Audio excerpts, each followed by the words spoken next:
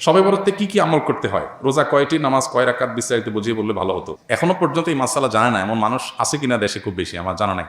দীর্ঘদিন থেকে ওলামা একরাম অ্যাওয়ারনেস করছেন, সতর্ক করছেন। দেখুন, লাইলাতুন নিসফি মিন শাবান, মধ্য শাবানের রাত, এর ফজিলত সাব্যস্ত আছে। আল্লাহ তাআলা এ রাতে মুশরিক হিংসুক ছাড়া বাকি মানুষদেরকে মাফ করে দেন।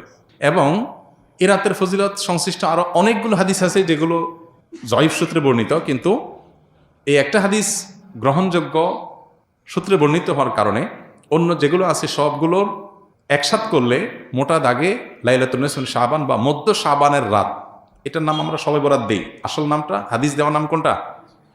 লাইলাতুন নিসফি শাবান, মধ্য শাবানের রাত। শবে বরাত এটা আসল নাম না।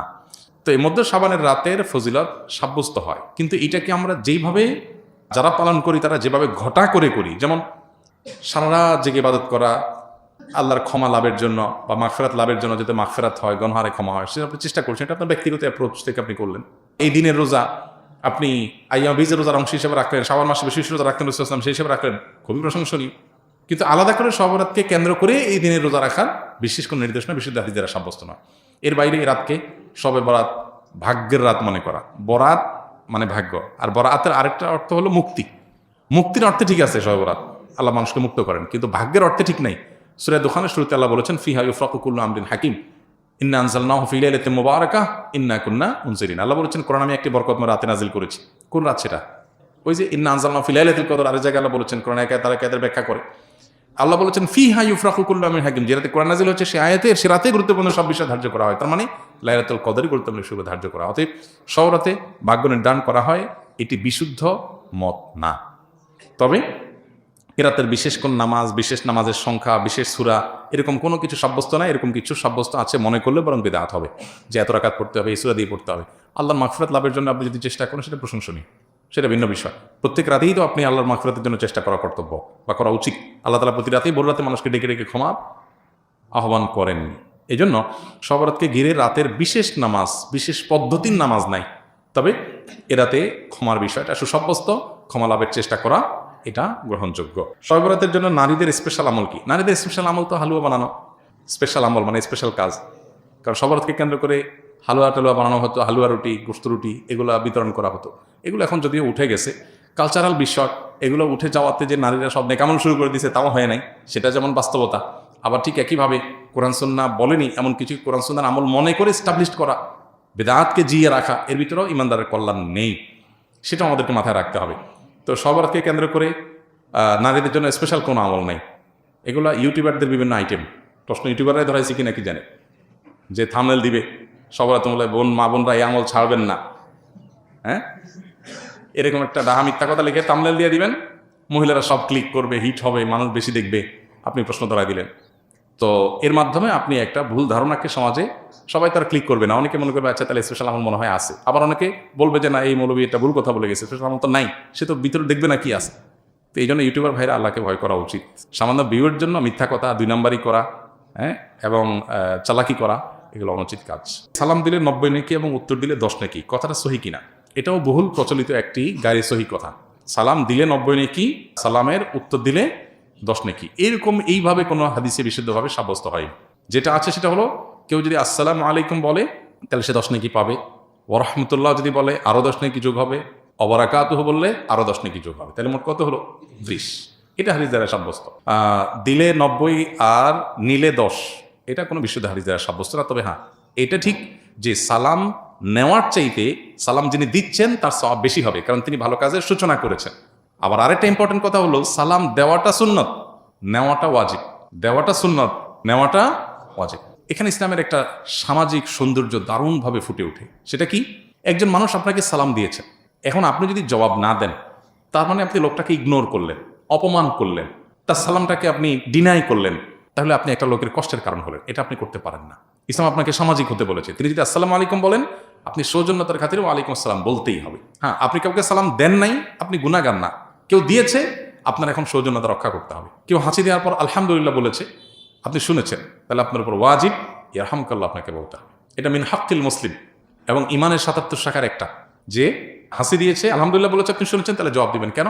কারণ লোকটা হাসি দিয়ে যখন আলহামদুলিল্লাহ বলল এবং আপনি শুনতে পেয়েছেন, তাহলে সেক্ষেত্রে আপনি রিপ্লাই করার অপশন যেহেতু আছে, রিপ্লাই যদি না করেন, ব্যাপারটা হলো আপনি অসৌজন্যতামূলক আচরণ করলেন, তাকে আপনি ইগনোর করলেন, অপমানিত করলেন। এটা করতে পারেন না। এই জন্য কারোর সাথে দেখা হলে হাসিমুখে কথা বলতে বলা হয়েছে। হাসিমুখে কথা না বলে মানে আপনি তার দ্বারা বিরক্ত হতে পারেন। হাসিমুখে কথা বললে পজিটিভ অ্যাপ্রোচে কথা বললেন।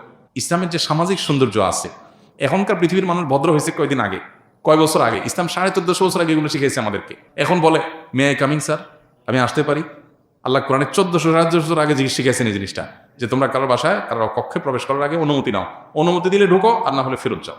ইসলামের চাইতে আধুনিক ইচ্ছা, ইসলামের চাইতে বেশি সৌজন্যতা বোধ আর কোথাও কোনো সমাজে কোনো কিছুতেই নাই। অতএব যে ইসলাম পালন করবে তার ভিতরে তার সবে আছে, আর যার ইসলাম নাই তার হয়তো কিছু থাকতে পারে, আরেকটা নেই। তার দুনিয়া আছে, আখিরাত নাই।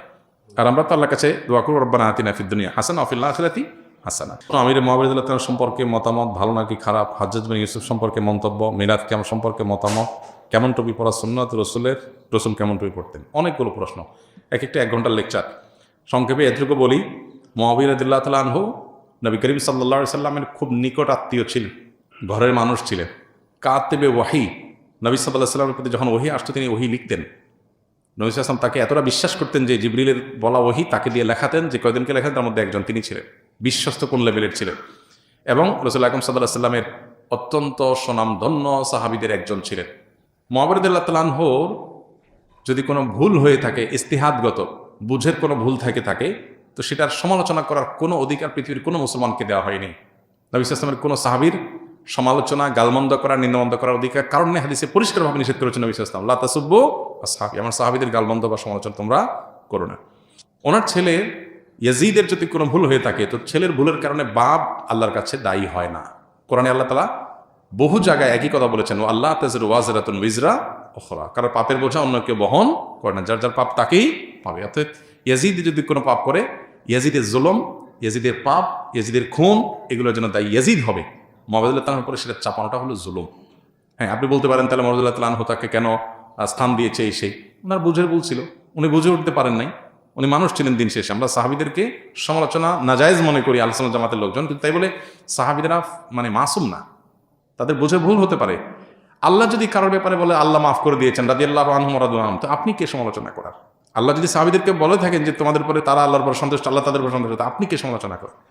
সাহাবীদের উপর সমালোচনার রাস্তা আমাদের ওপেন করা উচিত না। তবে হ্যাঁ, তারা সবাই নিষ্পাপ ছিলেন না, মানুষ হিসেবে তাদের ভুল ত্রুটি হয়েছে। সাহাবীদের মধ্যে কেউ জিনা করেছেন, আল্লাহ শাস্তি দিয়েছে বা দণ্ড বাস্তবায়ন হয়েছে, কিন্তু এমন তওবা কবুল হয়েছে যে পুরো মদিনাবাসীর তওবা দিলেও তার তওবা, সকার অপরাধ দিলেও তার ওই তওবাতে রিকভার হয়ে যেত। এই সার্টিফিকেট তো পাইছে। তাহলে সেজন্য তাদের সমালোচনা করার আগে 20 বার ভাবতে হবে, 10 বার ভাবতে হবে। ইমানদার কখনো সাহাবীদের সমালোচনা করতে পারে না। বিশেষ করে এই জাতীয় ইস্যুগুলোতে আমরা অনেক ক্ষেত্রে পা পিছতে চাই। হাজ্জাজ বিন ইউসুফ একজন জালিম অত্যাচারী শাসক ছিল। বহু সাহাবীর খুনি, বহু সাহাবীকে হত্যা করেছে, বহু তাবিকে হত্যা করেছে, বহু নেককার মানুষকে হত্যা করেছে। খুন খারাপি করা তার নেশা ছিল, এবং তার অন্য যত গুণ আছে, তার বেশ কিছু অবদান আছে, বেশ কিছু ভালো কাজ আছে, কিন্তু সে এজ এ শাসক একজন অত্যাচারী জালিম শাসক ছিল। যেহেতু হাজ্জাজ বিন ইউসুফ কোনো সাহাবী না, অতএব তার মানে সাহাবীরা কেউ জালিম ছিলেন না, নাউজুবিল্লাহ। সাহাবীরা কেউ এই লেভেলের গুনাহ করেন নাই। মানুষরা ভুল করেছেন, আল্লাহ তাআলা তাদের মাফ করেছেন, ঘোষণা দিয়েছেন আগাম, বা তারা তওবা করেছেন। বদর যুদ্ধে অংশগ্রহণকারী সাহাবীদের সম্পর্কে নবী করিম সাল্লাল্লাহু আলাইহি ওয়াসাল্লাম বলেছেন, আল্লাহ বলেছেন, নবী সাল্লাল্লাহু আলাইহি ওয়াসাল্লাম বলেছেন, আমালু মা শি'তুম ক্বাদ গাফারাল্লাহু লাকুম। যারা বদর যুদ্ধে শরীক হয়েছেন 313 জন সাহাবী, নবীজি বলেছেন সহিহ বুখারীর হাদিস, আমালু মা শি'তুম, তোমরা যা খুশি করতে পারো, ক্বাদ গাফারাল্লাহু, আল্লাহ তোমাদের অগ্রিম মাফ করে দিয়ে রাখছে। তাদের সমালোচনা আপনি কিভাবে করেন? কোন অধিকারে করেন? আমি করতে পারি না আসলে।